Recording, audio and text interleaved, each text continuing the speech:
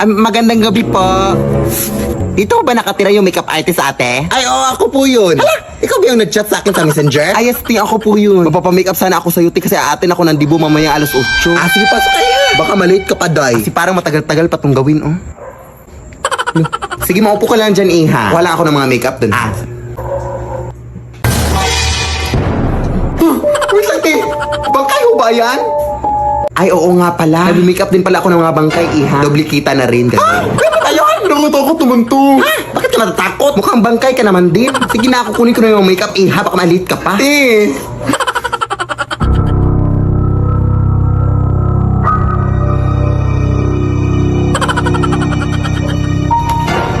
Uy, te, yung bangkay, tinahulog. Saan mo? Makalis na nga.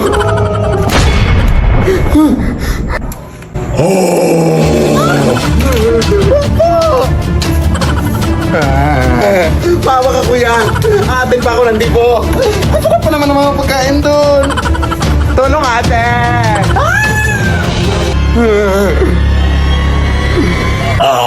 Lead me, Lord. Anak, iwasan mo nang tumanggap ng mga bagay na bigay ng mga tao, anak, ha? Kasi balita ko madami-dami na din mga nabibiktima sa mga kulam at mga gayuma dahil sa mga bigay-bigay na yan, anak. Kaya huwag ka nang tumanggap ng mga kahit ano, ha? Mapadamit ma yan, mapa-cellphone. Basta wag. Sige, na. Sino yan?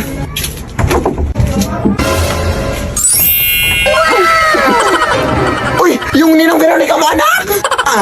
Kamusta ka, Mare? Nakauwi mo lang ba galing ibang bansa? Oo, Mare. Kanina lang. Medyo matagal-tagal na din akong hindi nakabalik dito no mga 10 years na. Ay, actually, mabilis lang ako dito, Mare. Magbibigay lang sana ako ng onting tulong dito sa inaanak ko. Kailangan talaga namin yan, Mare. Paano ka nga dito, anak? Ano ba? Parang lumakas tong anak mo, Mare, ha? Pero bakit parang lumakas din yung amoy? Hindi ko na to papatagalin pa. Ito 10K. Ay, hindi na po. Huwag na. Sige. Eto, gagawin ko na lang 30K. Bingi ka ba? Sabi mo, wag na. Lumaking bastos din pala tong anak mo. Ikaw na lang bahala dito, Mario. Ikaw na lang magbayad sa mga gastusin niya. Hindi ka pa nakakaintindi. Huwag na nga. Punutin mo yung mga pera mo. Bubas ka na. Dami mong dada. Get out. Buti na palabas natin si Ninang Nay, no? Kulanin pa tayo nun. Lead me, Lord. Basta ang alam ko na maganda ako at masaya na ako ngayon. Ganyan dapat. Huwag ko siyang isipin. Pero mahal ko pa rin talaga sa day. Ano nga yan? Ano ba? Kanina ba kayo siya na? Ang ingay-ingay nyo. Hindi na kami makatulog dito, oh. Konting respeto naman. Ay, natutulog pala mga aswang, day. Respeto? Hindi mo nga kami nirespeto? Hindi ka naman kayo binabastos, ah. Sa tingin mo sa amoy mong yan, hindi ka nakakabastos? Bahala na nga kayo dyan. Aswangin sana kayo. Kuya anak, sumunod ka lang sa lahat ng mga utos sa'yo. Alisin mo yung mga nag-iinuman doon. Sige na. Mga ate, sabi po ni nanay na huwag na dayan, dami mong dada. Buti tatkunan mo na lang kami ng tubig doon sa inyo. Sige. Anak, ano yan? Nagpapakuha sila ng tubig mo. Sumunod ka naman. Akala ko masundin lahat ng utos sa akin. Nakakalito naman to. Tulog na nga. Bobo talaga to. Diba? Kaya maniwala ka sa akin. Ano yan, day? Aswang, day.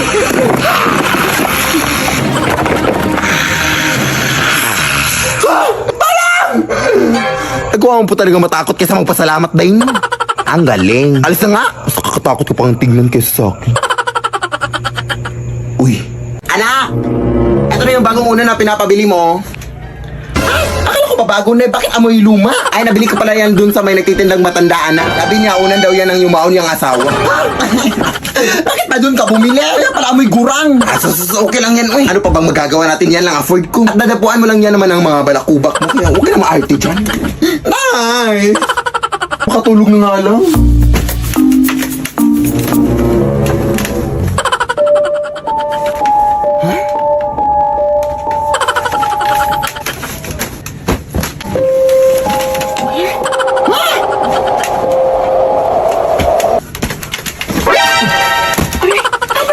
Ayan!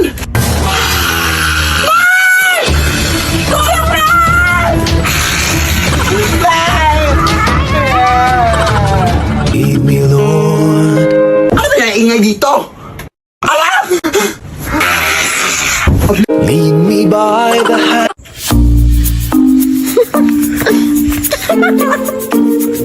Anak, tulungan mo ako dito, be. Ang bigat-bigat nito. Kanina ka pa nakatutok na sa cellphone mo, ha? Wait lang, Nay. Nagbumudyo na ako dito, May, nagmumudyo ba na kinikilig? Ano ba talaga, anak? Sino ba kasi yan? Ito yung naligo sa akin noong nakaraan, Nay.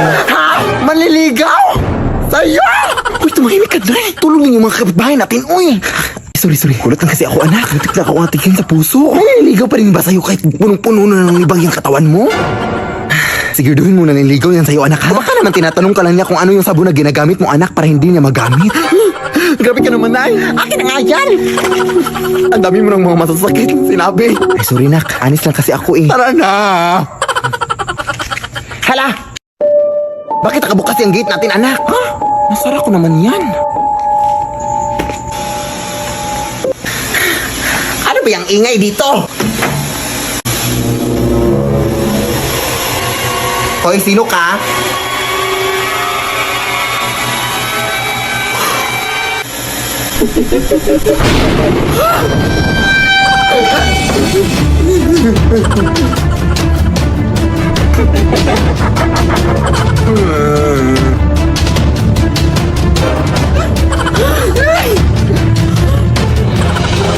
Ako yung nanay mo, anak.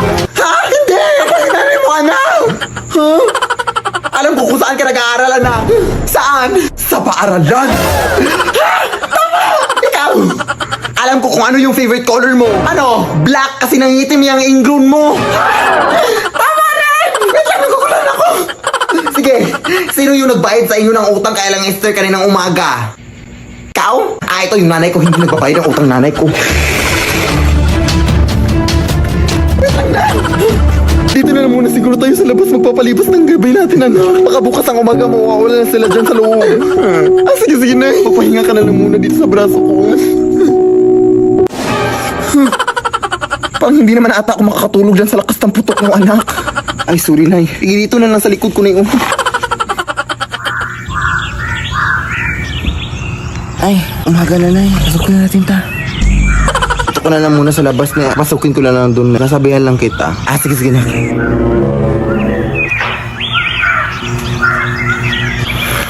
Nay! Wala na sila, Nay!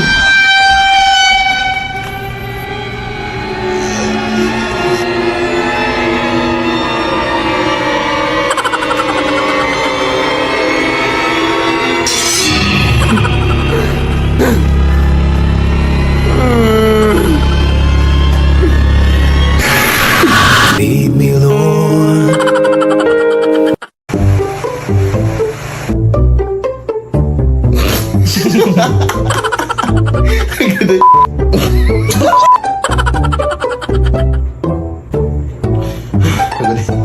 Ate! Go.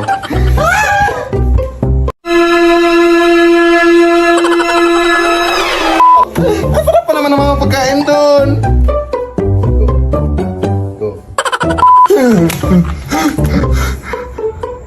Ako nakalaro mo.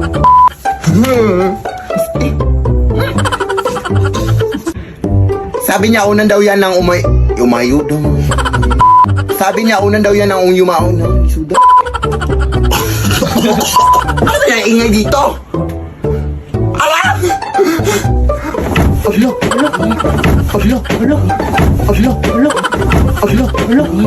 Ala!